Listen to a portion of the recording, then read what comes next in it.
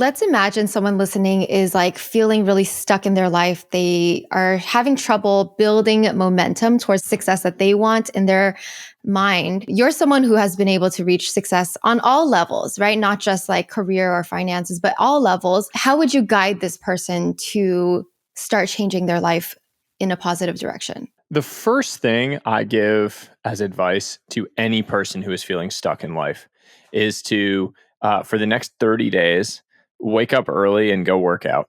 And this always strikes people in kind of a funny way. You're like, well, that doesn't help with, money or with these other areas. And it does. And the reason it does is because when you feel stuck in life, if you deconstruct that feeling of stuckness, what it is that you have lost a fundamental belief in your ability to take an action and create a desired outcome. You have lost the belief that you are capable of doing that. You need to reassume that belief. You need to reassume that agency over your life, that internal locus of control, that you are the one that creates the outcomes in your life. It's not just things happening to you. The fastest way to reassume that belief is by taking care of the physical. Because over the course of 15, 30 days, you will feel fundamentally different about who you are. You will be doing a hard thing every single day to start the day. And that has ripple effects into the way that you show up in every other area of life. So if you can do that for 30 straight days, I guarantee that by the end of that, you will believe and you will look in the mirror and say to yourself that you are capable of taking an action and creating an outcome. That bleeds out into any other area that you are pursuing. It will help you show up better in your professional life. It'll help you show up better in your relationships. I did that in my own life when I wanted to make this big change. When I was in a tough spot, the first thing that I did was I went to the physical. I stopped drinking. I was drinking 6-7 nights a week, decided to shut that down. I went back to sleeping 7-8 hours a night to make sure I was covering that. And I started working out much more consistently. All of a sudden, you just feel like a different person. It's not about all of a sudden being like ripped and looking like like you're an elite athlete. It's just about reminding yourself that you are at the wheel in your own life, that you are in control, that no one else needs to come and save you from the situation, that you are capable of doing it.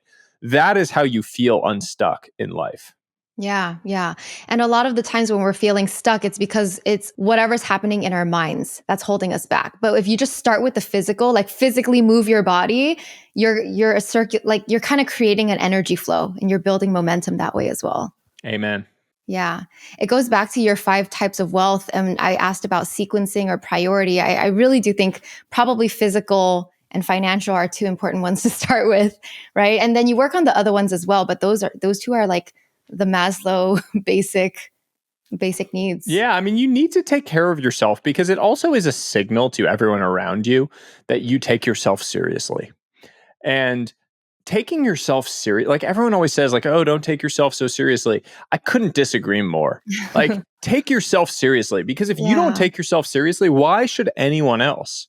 And that doesn't mean that you aren't able to laugh at yourself and you aren't able to crack jokes on things that you're doing. It just means that you are taking care of the things that are controllable in your life. That you're showing up, you're being present, you're looking people in the eye, you're doing what you say you're going to do.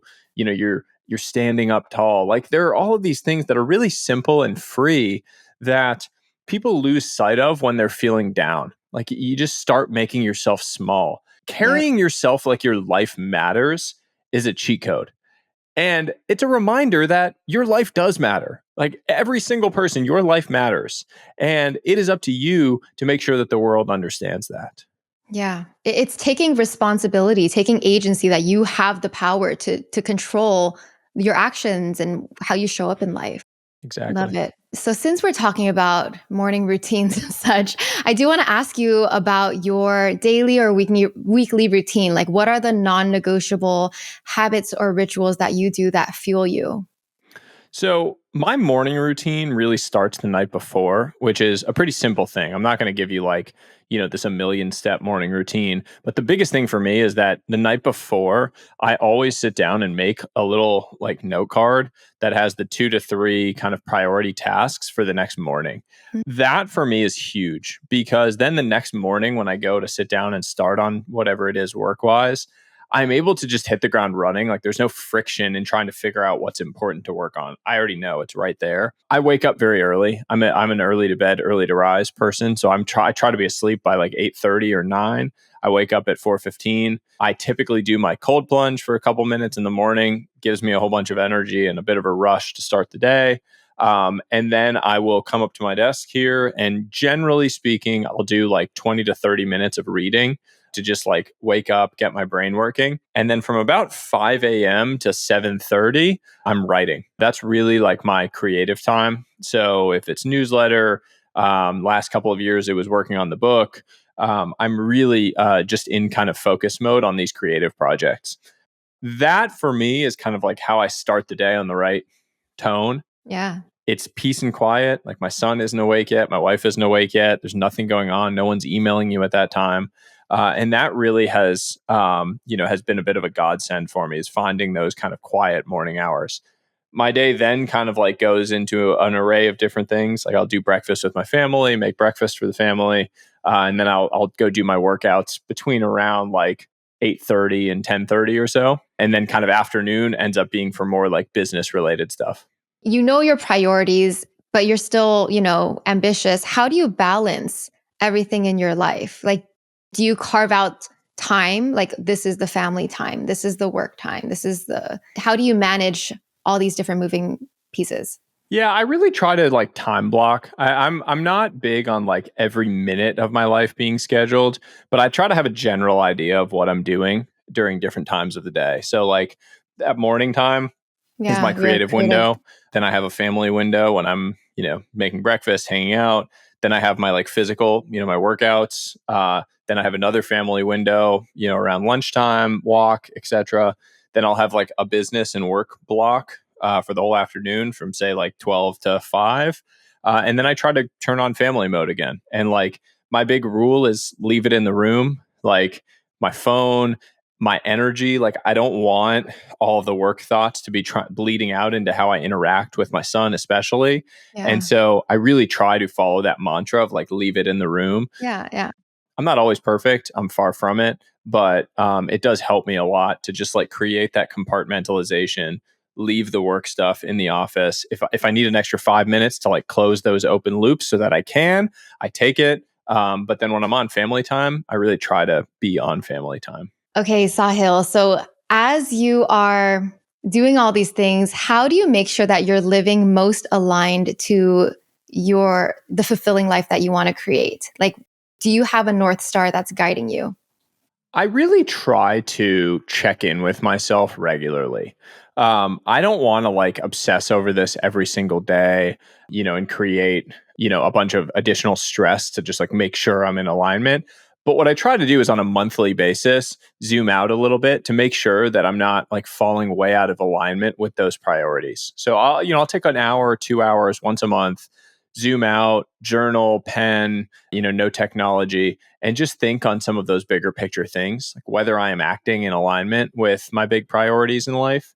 And that has really helped me a lot. Just like make sure you create space to have that bigger picture perspective on where you're headed and what you're doing. Question for you is, have you always been a journaler or writer, or is this something that you picked up later on in life?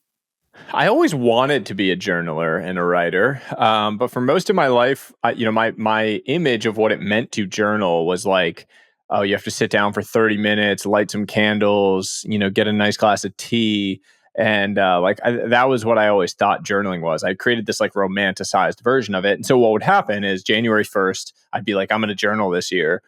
2 days, I would do it, and then I would break for whatever reason because it was too big of like a hurdle. Yeah. Now I do a very simple thing. I at the end of every evening, for 2 to 3 minutes, I'll sit down with a blank sheet of paper, and I call it my 1-1-1 method. I write down one win from the day.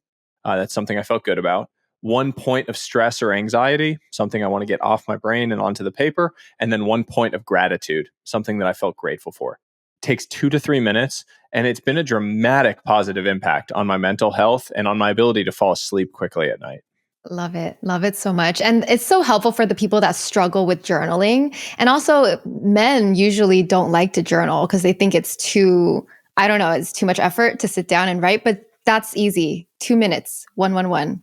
Exactly. I mean, there's almost never an excuse to not do it. I mean, you could do it in a minute if you really wanted to and just went quickly. And it is a huge, like when I think about life, I think about what are these like asymmetric actions I can take, like a Yeah. small input of energy for a huge potential output. Oh, yeah. That is one of them where it's like a Absolutely. tiny investment of energy creates a dramatic positive impact in my life. I love it. Yeah, it compounds.